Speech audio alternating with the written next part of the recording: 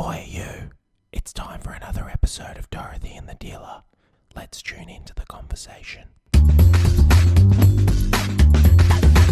what I love? I know we've had a good chat so far, but as we were just chatting again, you were talking about, does he look better on camera than me? You two look the same, mate. You look exactly the same. And then, not only that, his shirts that you like and all the shoes that he gets rid of, he gives to you. So every now and then you're walking in the office and I'm like, which one is it? But he just, it's like Eamon looks like a 102-year-old Justin Bieber.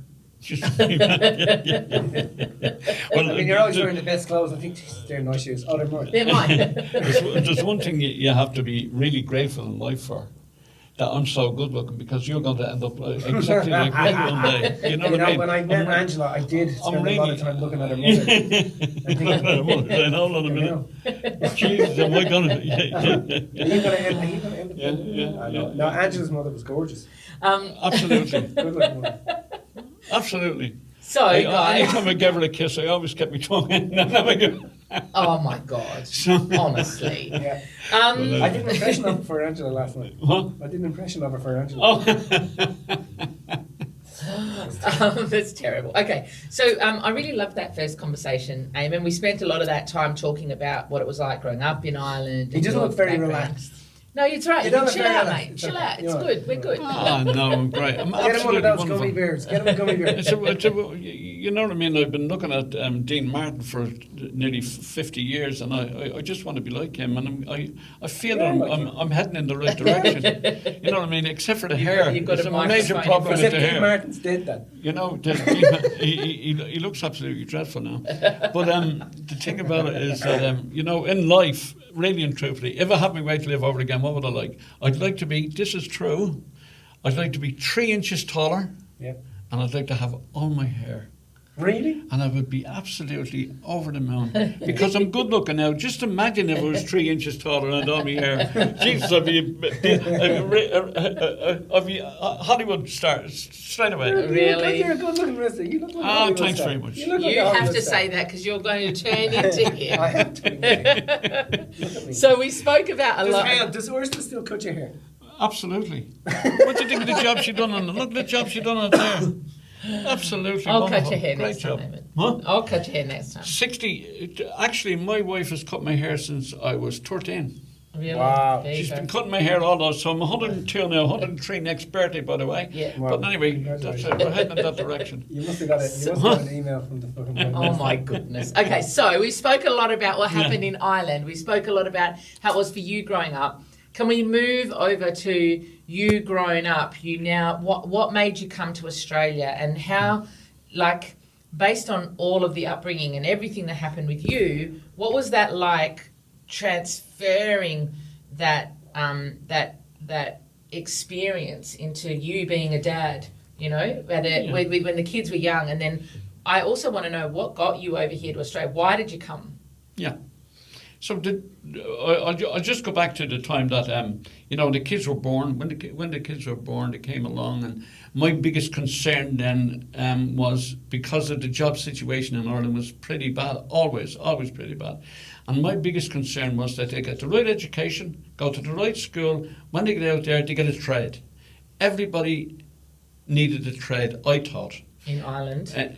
To get a trade in Ireland was very, very hard, and I had to, because of the little bit of influence that I had, I was able to get them to each of my son's trades. They're all in the engineering. One's an electrician, and the other two is in engineering. Mitch was in engineering, Clinton's in engineering, and they've done very, very well. And once that happened, it took a big weight off my shoulders, because at least we've achieved that.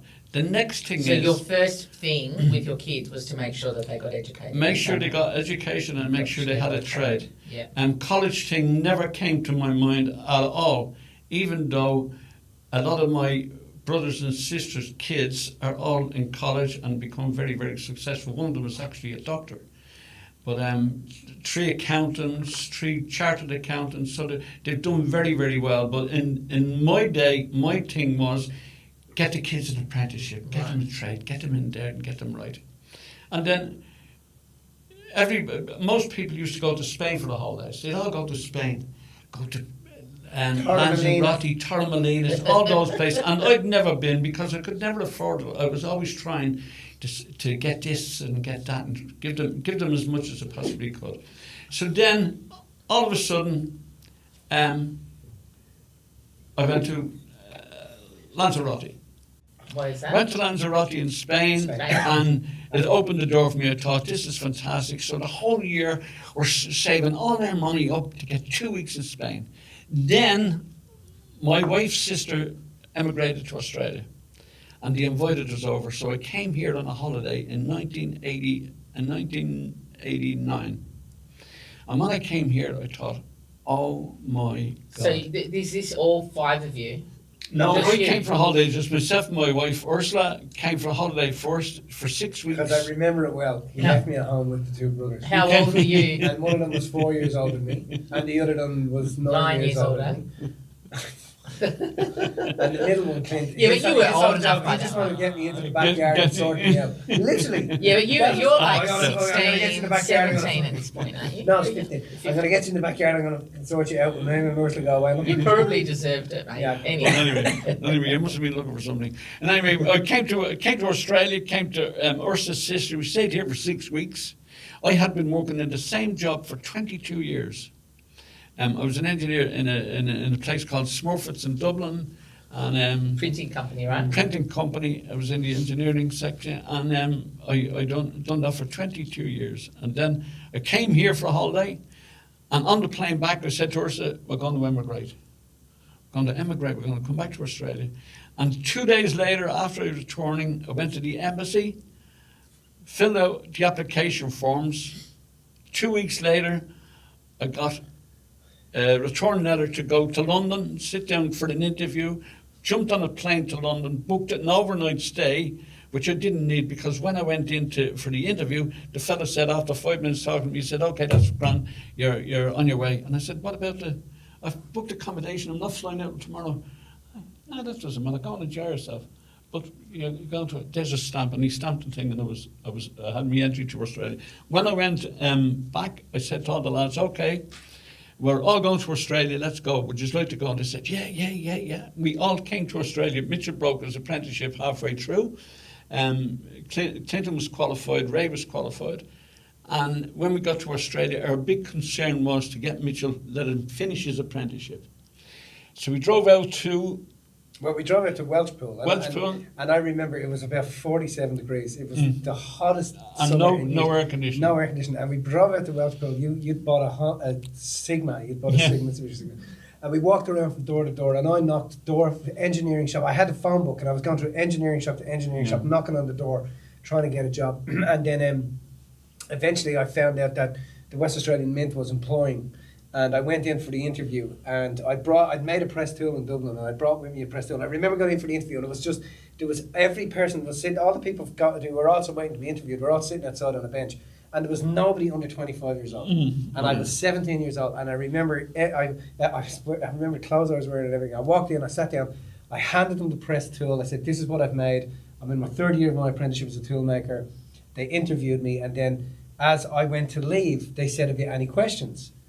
No, they said to me, "Okay, that's great, Mitch, we'll be in touch." And I said, "So I've got a question." And they said, "Oh, have you?" And I said, "Yeah." They said, "What's the question?" And I said, "Well, what's the pay?" And they said to me, "What?" And I said, "What's the pay?" I'm 17 years old. And they said to me, your pay will be $560 a week. And I'm like, "Okay, yeah, that's okay. Okay, that's great. Thanks. Give it to me, press tool." And I left. And the next day, I got the phone call. And I remember going in on the first day for the job. I got the job. And I remember going in for the first day of the job. And he said to me, the bloke said to me, "Do you know how you got the job?" And I said, "I have no idea." He said, "Because you asked him how much the pay was." He said, "Yeah." He said, "Nobody else had asked him how much the pay was, and you did." And he said, "That's the reason you got the job." Isn't that funny? Very, very, very. And just on a total side note, totally not related, but you were right next door to me because I was at school right next door. Wow. You're right. At the Mint. Yeah. So your first job was right next door to where I would go. So we probably crossed paths a million times Probably. on that Oh, you thing. were I'm probably like, wearing who's that You dickhead? were probably wearing that toilet So seat. exactly, the toilet seat cover. Anyway, so yeah, you got him into the apprenticeship. That was your He first. got the apprenticeship, and then we were like, next of all, we bought this Sigma, which is a heap of. Yeah, So I think no, it overheated because you used to lend it to give it to me, and I would leave the house and I'd drive around the corner and I'd just do burnout in it, and I literally blew the motor up, and I knew I blew. Oh, did you? So You never told me that, Mitch. I remember the thing was smoking. Do you remember? Yeah. Oh, You went and got a product and put it in the engine and put it up for sale and sold it to some bloke. Oh. And I had blown up the engine, and I remember because it was so fast, I put my foot down, and I So that's what happened. Don't forget, you owe me for that. You never paid me for that, by the way. Jesus Christ. God, but anyway. So you guys went back to Dublin. Yeah, because that's the So story, I went. right? You Then guys Ursa met. couldn't settle here. Ursa couldn't settle here, so we went back to Dublin, and So hang on a second. But Mitch stayed here. Mitch, Clint, and Ray stayed here. The three of them stayed here. Yeah, Okay. and I left And him you living in Edgewater. Right. I got into the car and I was broken-hearted of leaving them because You had that. No, my Clint went kids. back with you. Huh? Clint went back. Clint went back afterwards, a couple of weeks later.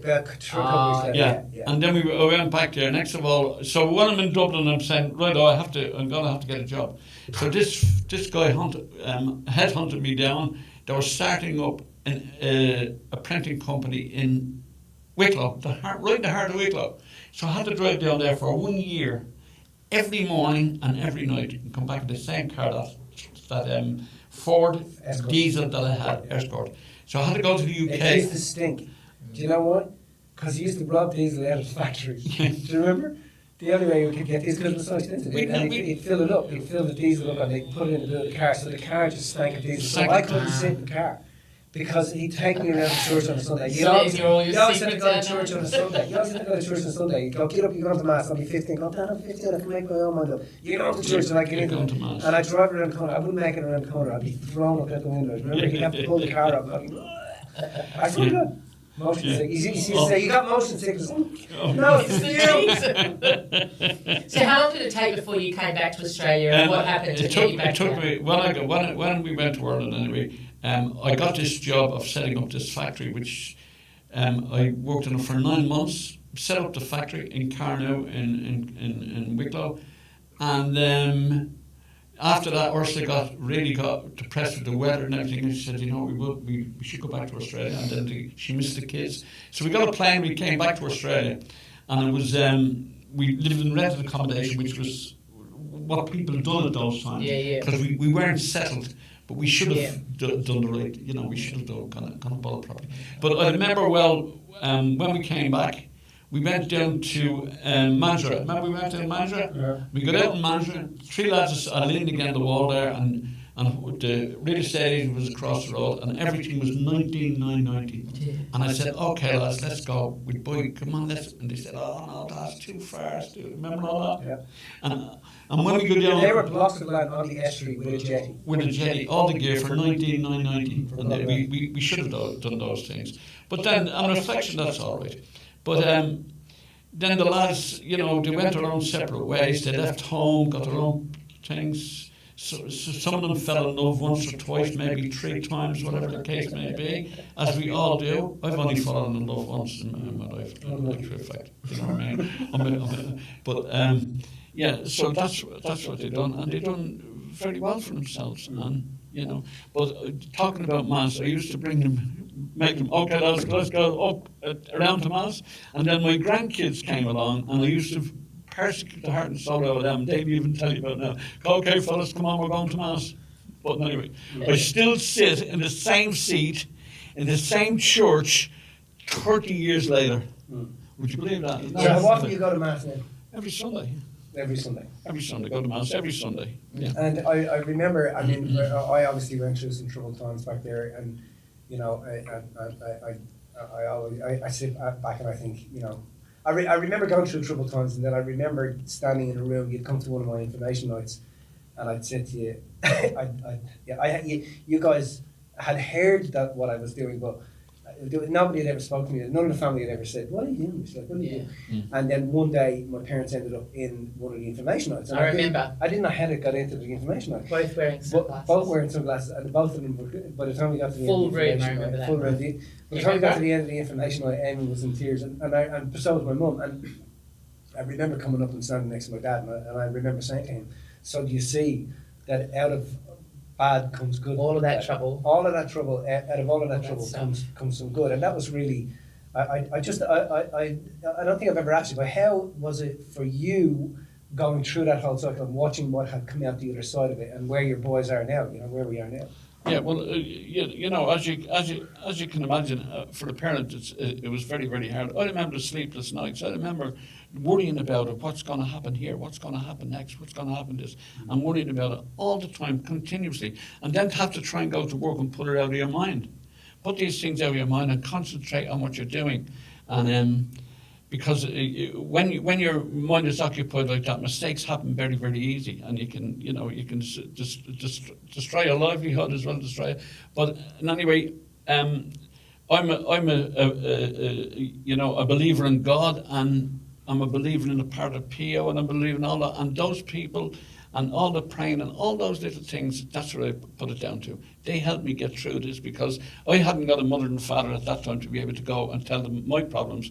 And everybody needs somebody to come along and share a problem with, because you can't keep it in. You have to be able to share it, and it's very important. And I used to share it at night time when I'd be lying in bed with God, and that's right on. And look at us today. Look at us today. How successful you've been in what you're doing. You've been good people. You're charitable. You do all the right things. And I'm so proud of you, and that's the way it is. And even the company, Amelia's been around you a long time. And Amelia has been a great help to you all the way through. And you to her, of course. And you've done very, very well. And you do the right thing. And that's what it's all about. That's what it's all about. Yeah. So I think, like, even just in you saying a lot of that, Eamon, the way that you handled a lot of that, as much as you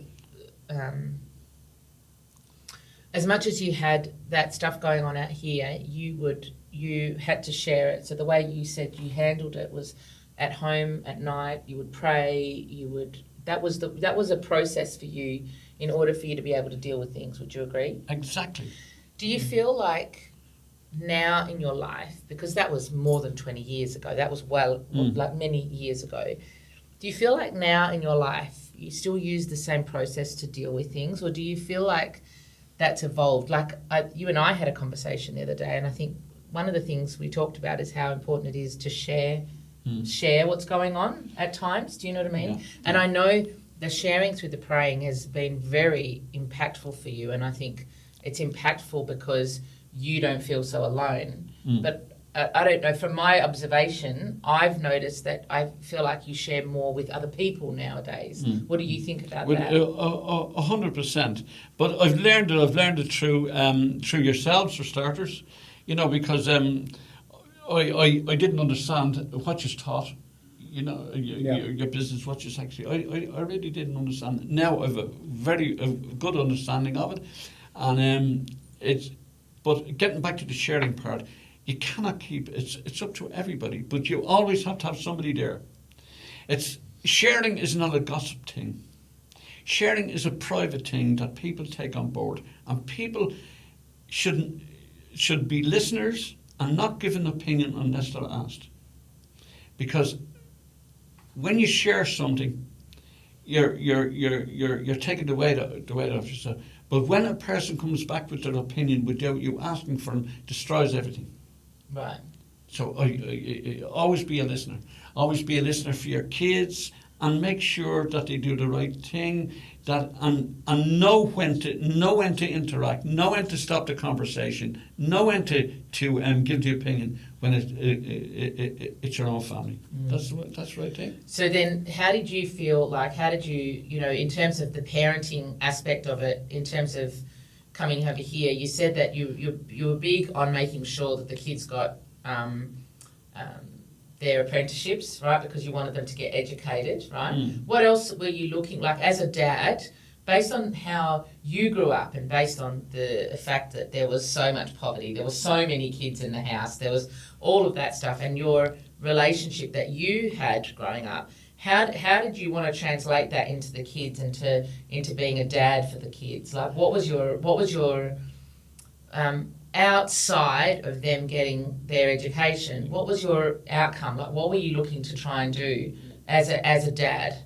Yeah, well, in what I've seen when I came to Australia, I saw the difference in life. Now, as I became more successful and self-educated back in Ireland, I knew there was more out there, and it's open to everybody. Everybody can do it. It's not a closed circle of people that can do it. It's open to everybody. All you have to do is to open the door and achieve one, because it's definitely there. And when I came to Australia, I saw this and I said to myself, this is a great place for my kids to grow up in, and for my kids also to have children of their own and grow up in this environment, because it really is absolutely fantastic. Regardless of the fact that, you know, what I've learned through life, you know, the experience that you learn through life, when you come from poverty, you're inclined to appreciate everything you get and every break that you get, and you grasp it. But not only are you appreciating it, it's there for everyone. All you have to do is go for it. All you have to do is say, okay, geez, I want to do this. If you want to get a new car, go and get a new car. If you want a better job, go and get a better job. It's available to you. Everything is open there. Someone's not going to come down the road and say, oh yeah, come on, I'm going to give you a better job. You get out there and say, look, I'm going to get myself. Set your focus, set your goals, and do that. Actually, I learn from yourselves. And believe this or believe it not, when I go in to shave myself in the mirror in the morning, I have on the mirror, I have my goal settings for the day. I started about 2 years ago, and I do it every day. You know what I was using for? I was using Ursa's lipstick on the thing, goal setting for today, and now I have it written on the thing in Ursa's bathroom. Goal setting for today. What am I going to do? What am I going to do? And then for the year, am I going to Ireland this year? Yes, I'm going to Ireland this year. When are you going to Ireland? Yeah, we're going to Ireland this year. When are we going to Ireland? Are we going to travel here? Yes, we're going to travel here. And so it gives you something straight away the minute you walk in. Look at yourself and enjoy what you see in the reflection. Yeah. How do you think your spiritual connection, Catholic understanding has evolved since having kids?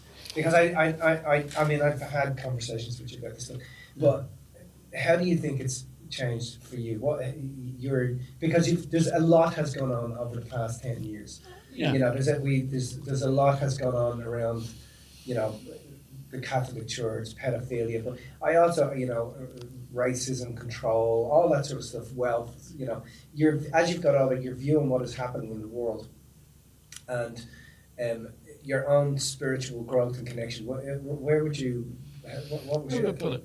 Yeah, I know exactly what you're talking about and exactly where you're going. And my thing was, I answer to God. Mm-hmm. I answer to the saints around God that I've read about and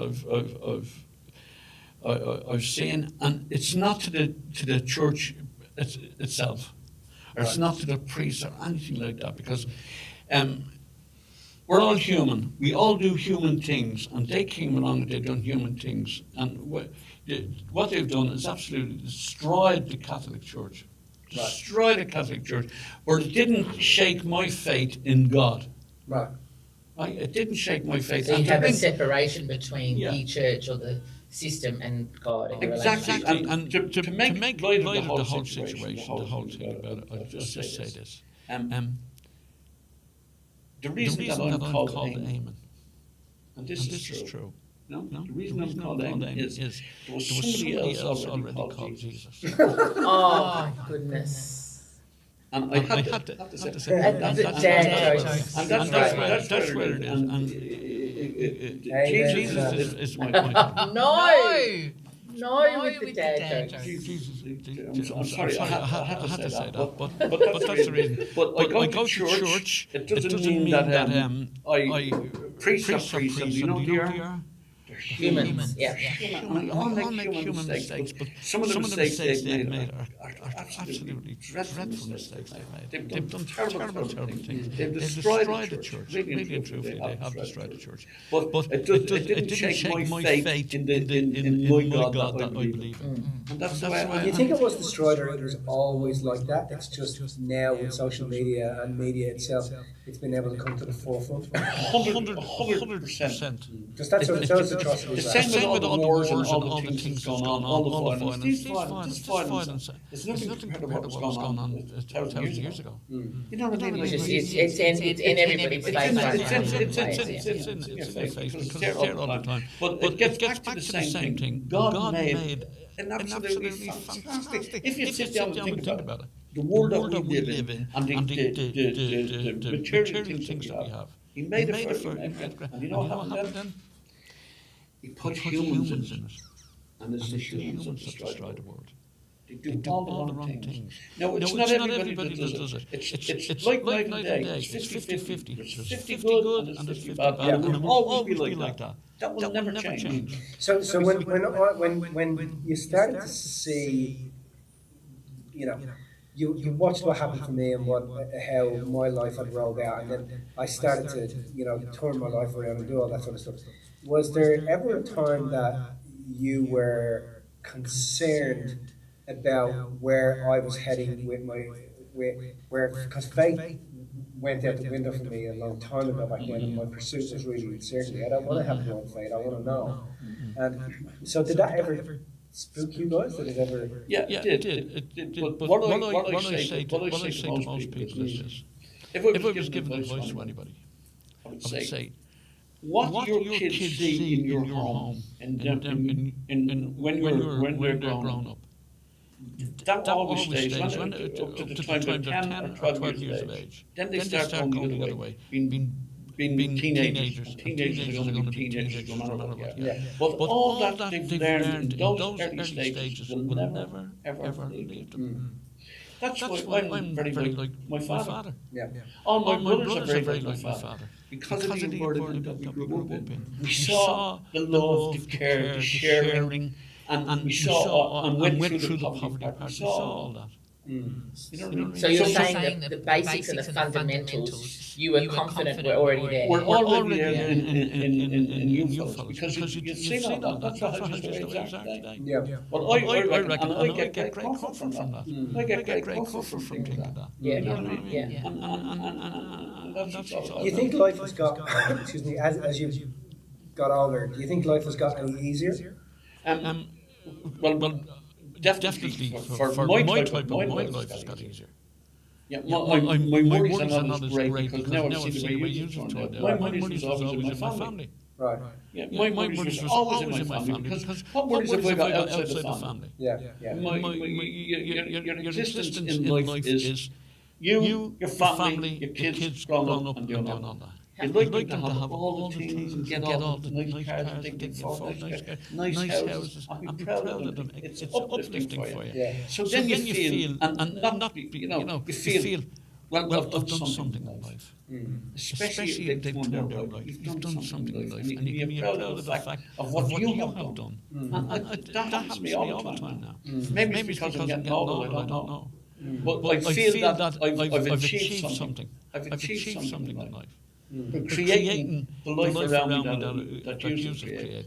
So how does that translate into being a granddad? I still don't understand why none of the kids can call you granddad. They have to call you Eamon. Everyone calls you. There's Nanny and Eamon, not Nanny and Granddad. But what is it about grandkids as well? So just at that next level. That I don't know. How does that play out for you? It's very important because when I was younger, my grandfather was always my grandfather. Which I have a photograph of myself and my other brother beside me. I've seen it. You've seen the photograph. You've seen. My grandfather was always old. People in Ireland, when they became, let me tell you, when they got to 50 or 60, you classed them as old people. Right.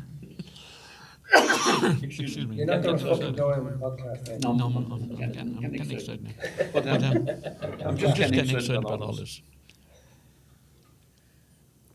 But so when I became a father, I'd even say to Ray when Ray was only a little kid on the bus, Eamon, don't call me Daddy, call me Eamon. Because it was only, don't forget, it was only 17.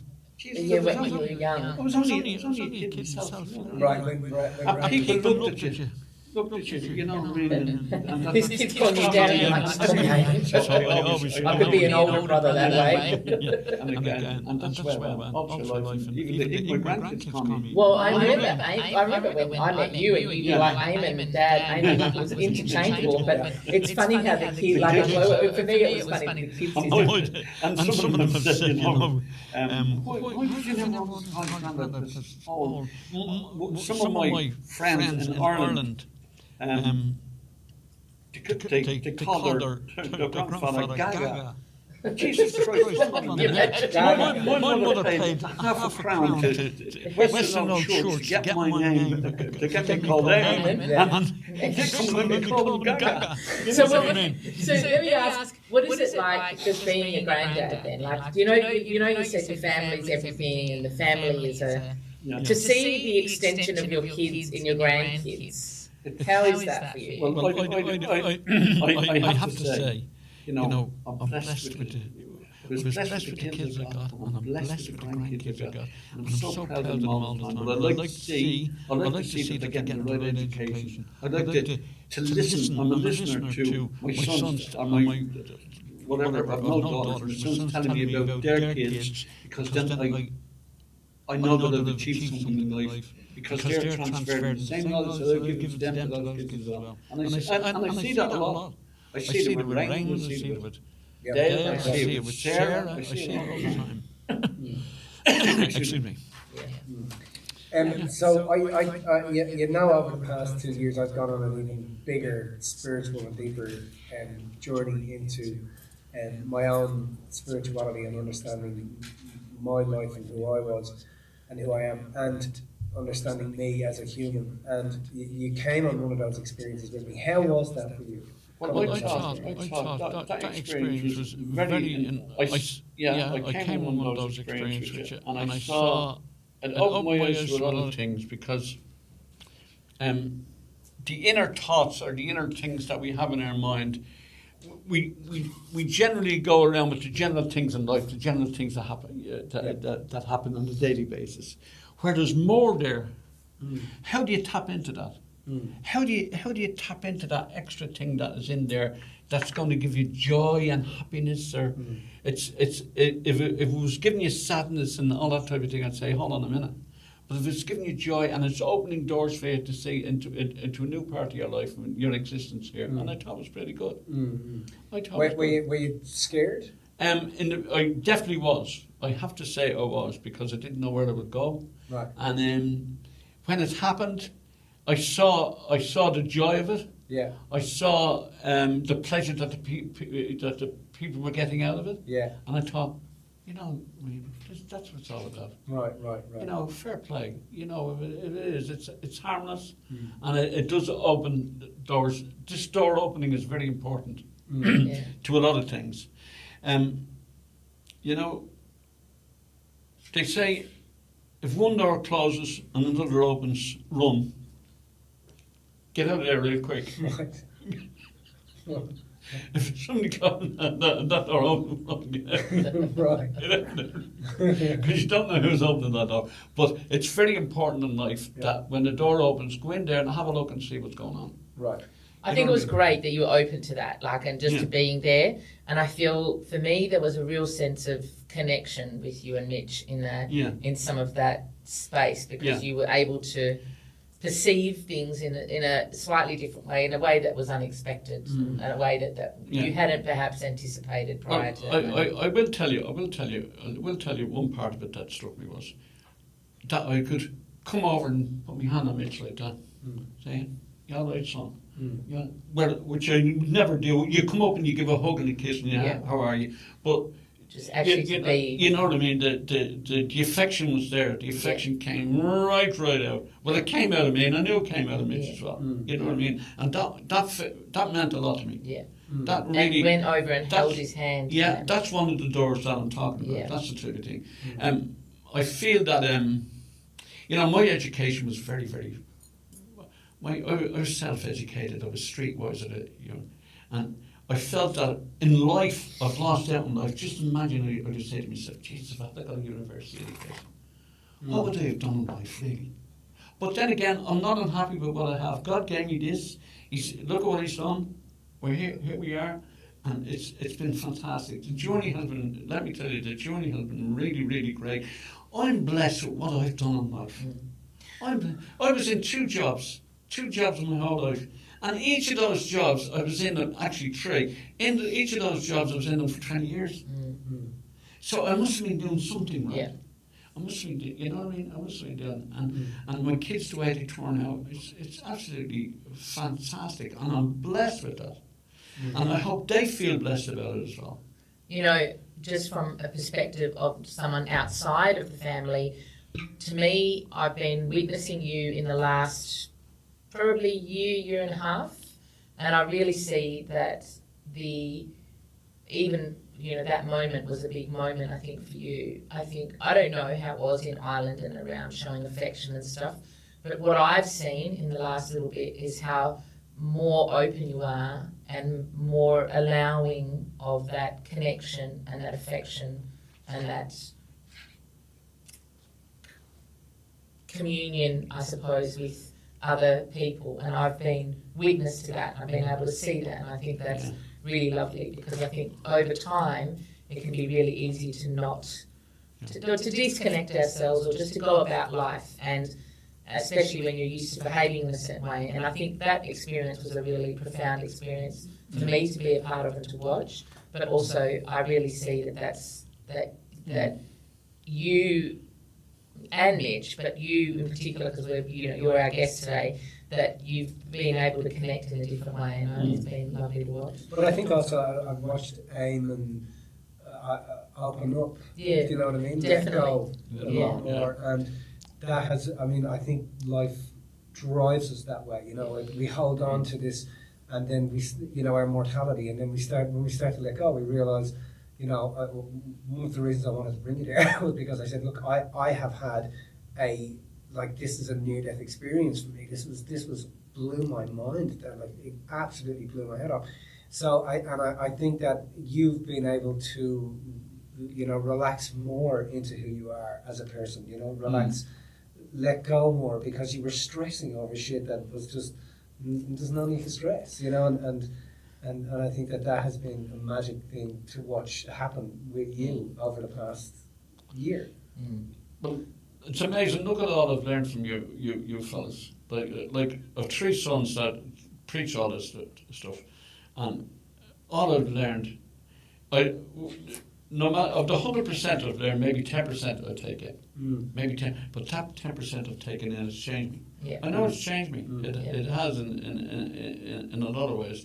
But looking back on, one thing that's happened in our lives. One of my sisters, her husband died young, and she took three kids, and she set out to look after them. And the job she done on them, and all what she learned from my parents, she showed to her three kids and made them very, very successful in life. Yeah.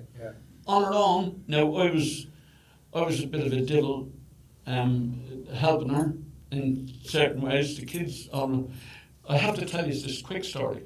Right. So, because I had a car and they hadn't got a car, I used to pick her up. She lived not very far away from us, in Ireland. And I used to pick her up and bring her to the shops. On Thursday night, that was shopping night, and I'd bring Ursula, the kids, you come up with me as well, bring her up to this particular store. And when we go into the store, Donegal Shopping Centre. Donegal, we grab a trolley, we go around all the kids, and I'd say, okay. When we get in there, Eamon would go straight off to the chocolate section. What do you want? He wants this bar. Now take half of that. Delete that, now put it back. Now come on. And we go down the hall, and we done it, and those kids remember that to this day, and have told their kids about it, and that's all part of the whole thing. We weren't doing anything wrong. I wasn't showing them a bad habit or anything like that. It was fun, and it was part of growing up and part of making them forget their little circumstances. and they turned out. I have to tell, they turned out absolutely Right. fantastic, didn't they? Yeah. And the kids turned out fantastic. You know what I mean?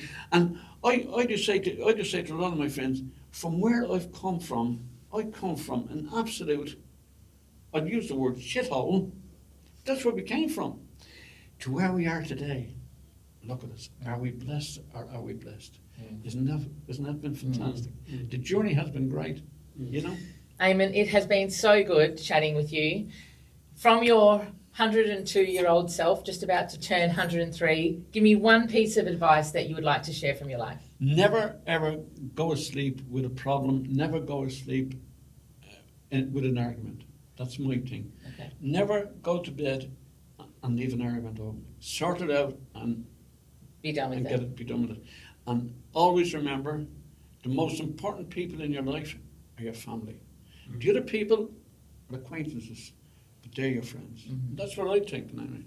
Is that simple? Great having you on. I'm delighted. Thanks very much for doing that. I'm not just sharing the story, but I could go on for hours. We know. That's my problem. I never stop. I never shut up, you know. That was really good, Eamon. But Thank no, you. that was great. That was great. That was no